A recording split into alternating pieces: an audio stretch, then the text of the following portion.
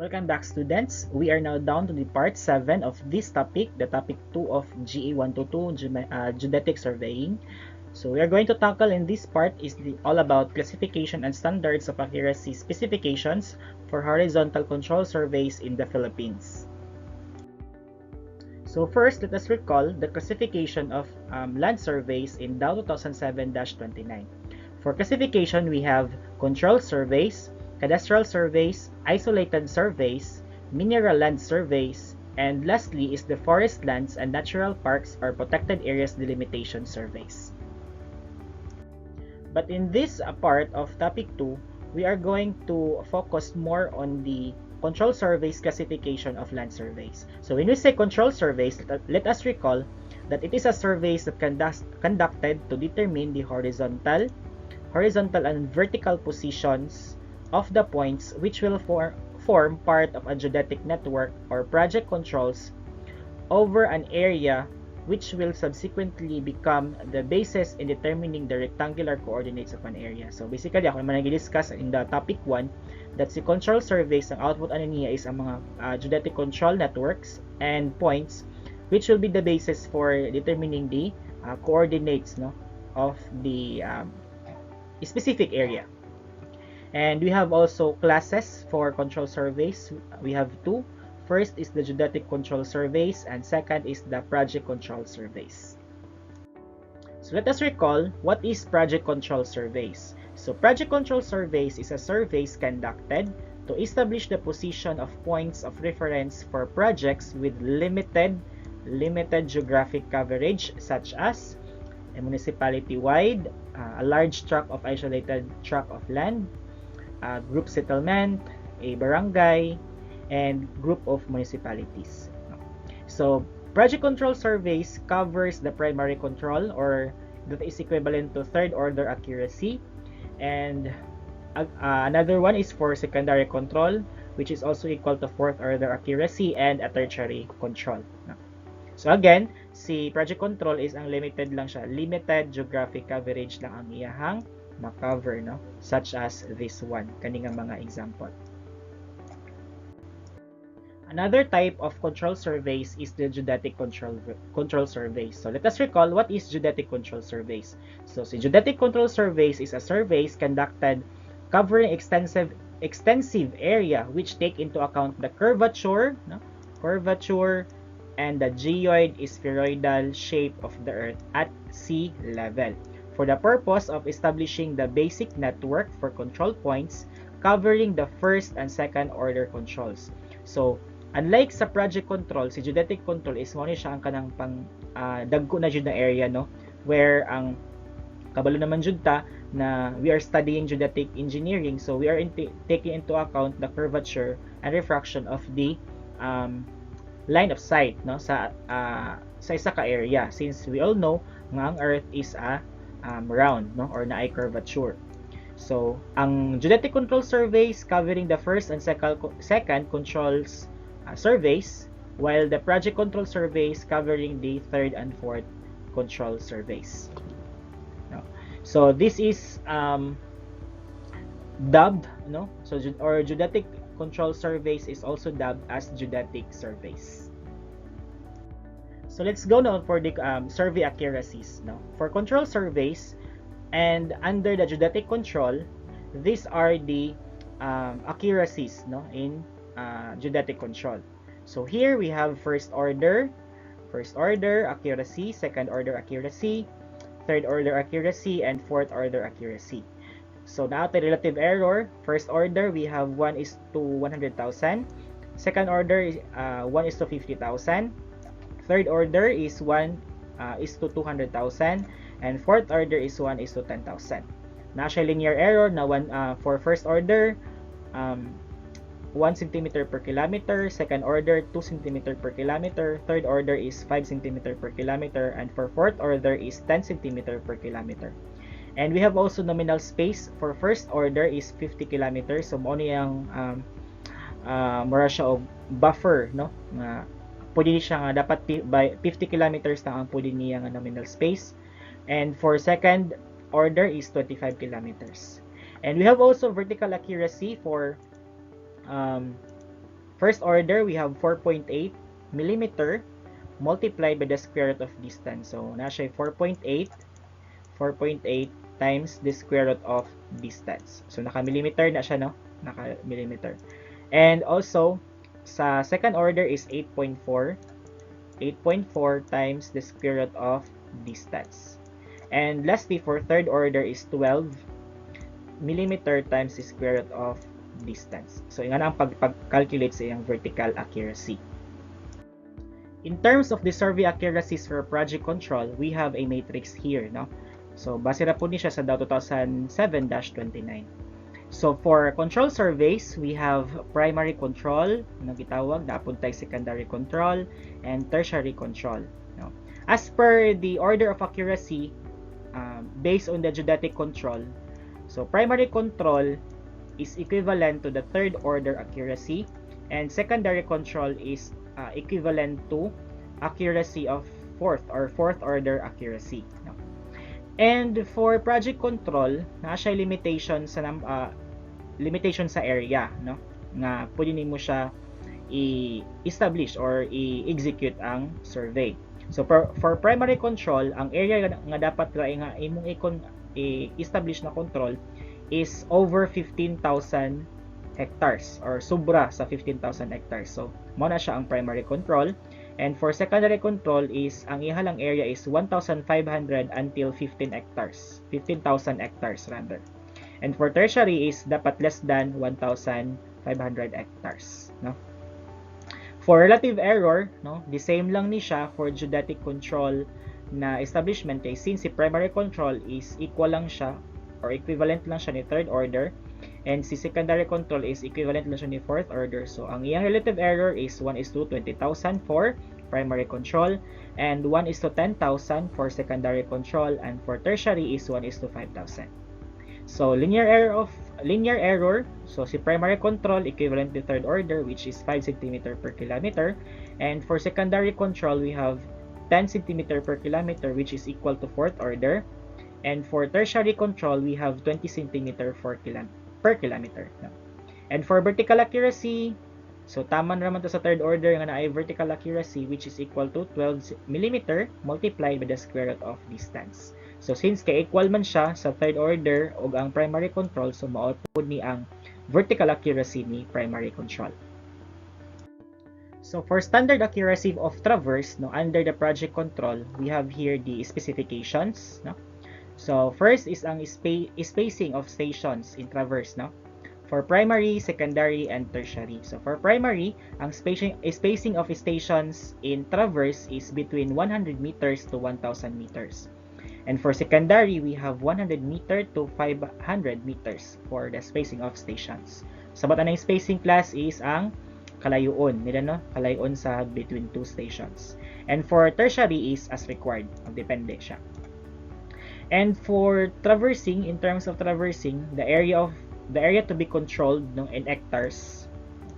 So same rin nga ganina, no? So for primary, dapat ang ato ang area to be controlled is over 15,000. For secondary, area to be controlled is 1,500 to 15,000, and tertiary is less than 1,500. And for angular error of closure, so this must not exceed, no. So for primary, ang angular error of closure is not to exceed 2.5 seconds times the square root of p, no, or the primary traverse stations, no. And for secondary, we have the angular error of closure not to exceed 10 seconds times the square root of s, or the secondary stations, no. And for tertiary, we have the angular error of closure is not to exceed 30 seconds times the square root of tertiary stations. Alright, so another specification for traverse, no, is the number of observations, or it is the position with 1 theodolite, no, using theodolite. For primary, we have 2 observations or 2 positions, and secondary is 1 position, and for tertiary is as required. No. So next is ang sets of 20 seconds or 30 seconds of transit. So for primary, we have 6 d over r for interior and exterior angles, and for secondary is 4 d over r for interior angle for circuit and loop traverse, and for tertiary is clamp plate. Next specification is the linear error of closure. So it must not going to be exceed in these values, no? For primary, so the linear error of closure not to exceed 0.001 pp. So that is equal to 5 centimeter per kilometer. And for secondary is it's 0.002 ps or 10 centimeter per kilometer. And for tertiary it's 0.05 t or 20 centimeter per kilometer. For azimuth reading, so for primary it's 1 second, no? For secondary is 10 second to 15 seconds, and for tertiary it's 30 seconds to 1 minute ang iyahang azimuth reading. For instrumentalist reading, no? For primary it's 1 second using theodolite or 20 to 30 seconds for transit. For secondary, we have 1 seconds theodolite or 20 to 30 seconds using transit. And for tertiary, it's 1 minute transit. And lastly is the astronomic observation. It is the number of series, night, and this is also the number of series for night or day. So in primary, naa siya'y 8 ka-observation, no? 8 ka-observation, 4 observation at morning or AM, and 4 observation for afternoon or PM. For secondary, we have 4 observations. So 2 observation for morning or AM and 2 observation for afternoon, no, or PM. For continuation of the survey's accuracies for traverse, we have another specification which is the probable error of astronomic observation that is not going to be exceed in these values. No, for primary, so the probable error of astronomic observation will not going to be exceed in 5 seconds, and for secondary is 10 seconds and tertiary is 15 seconds. Next is the azimuth checks, no, not to exceed these values. No, for azimuth checks not to exceed in primary 20 seconds, for secondary is 30 seconds, and for tertiary is as required. No. Next is the number of station between azimuth checks, no, and which is also not to exceed these following values. No, for primary is 25, and secondary 35, and tertiary is 50. No. Next is ang distance measurement. So the distance measurement nearest with CS, CT, CP, CG, and CSL measured twice, no, for distance measurement in primary. Next is the nearest millimeter with CS, CT, CP, CG, and CSL measured twice, no, or ang kaning mga CS diri or kaning mga C diri class is the correction, no? Correction due to sag, correction due to temperature, correction due to pull, correction due to gravity, and for sea level, no? And for tertiary, we have here the distance measurement must be in the nearest centimeter. That is also measured once, no? And next specification is the probable error or the distance measurement which is not going to be exceed in these following values, no? For primary, we have the probable error which is not to be exceed in 1:40,000, and for secondary and tertiary is as required, no? In terms of vertical accuracy, no, mo na tong gi-discuss po ganina, no, in traversing in primary, since primary lang ang naay vertical accuracy, no, which is it is also equal to the third order accuracy, no. So that is equal to 12 mm multiplied by the square root of the distance. Alright, so another survey accuracy specification is the relative error after the azimuth adjustment. So for primary control, we have 1:20,000, secondary is 1:10,000, and for tertiary is 1:5,000. So please take note of this abbreviation, no? So katong P, S, and T is the number of stations, no? And for PP, P and T is the perimeter of the control, And for CS, CT, CP, CG, and CSL is the correction due to sag, temperature, pull, grade, and sea level. Now, corrections is correction due to this kind of parameters. The next RV accuracies that we're going to discuss is the triangulation. Now, for triangulation, these are the specification. So first is the spacing of stations, which is not going to be exceed in these following values. Now, for triangulation, for primary, we have 1 kilometer, 1 to 3 kilometer rather. For secondary is 1 kilometer, and for tertiary is consistent with good sighting. So, depende siya. Next is the angular observation position with 1 second theodolite. Now, this is for angular observation or the position with 1 second theodolite. For primary, it is 2, and for secondary is 2, and for tertiary is as required. For the set with 20 to 30 seconds transit, so si primary is 6d over r for interior and exterior angle, and for secondary is 4d over r for interior and exterior angle, and for tertiary is 2d over r. Next specification is the triangulation closure not to exceed in the base measurement. Now, for primary, we have 5 seconds, secondary for 10 seconds, and tertiary is 30 seconds. Next is the probable error, which is not going to be exceed in these following values. For primary is 1 is to 40,000, secondary is as required, and tertiary is as required. Next is the check on base not to exceed with these following values. For primary, we have 1 is to 20,000, secondary is 1 is to 10,000, and for tertiary is 1 is to 5,000. Another important notes on the surveys of accuracy or survey accuracies based on the Dow 2007-29 is from section 28B.2. So according to this section, the location monuments shall be connected to a control of secondary precision from the previous established reference point, provided that no lots shall have a distance more than 1 kilometer from the nearest reference point. So take note of this one, ha. Again, the location monuments shall be connected by a control of secondary precision from the previous establishment reference point, provided that there is no lots shall have a distance of more than 1 kilometer from the nearest reference point. Alright, for your required reading assignment, so I guess this was posted in our LMS, no? So the Google Drive for the PDF file of this documents is already in the Google Drive, no? Or it was posted na in the LMS. Or you can also download it using this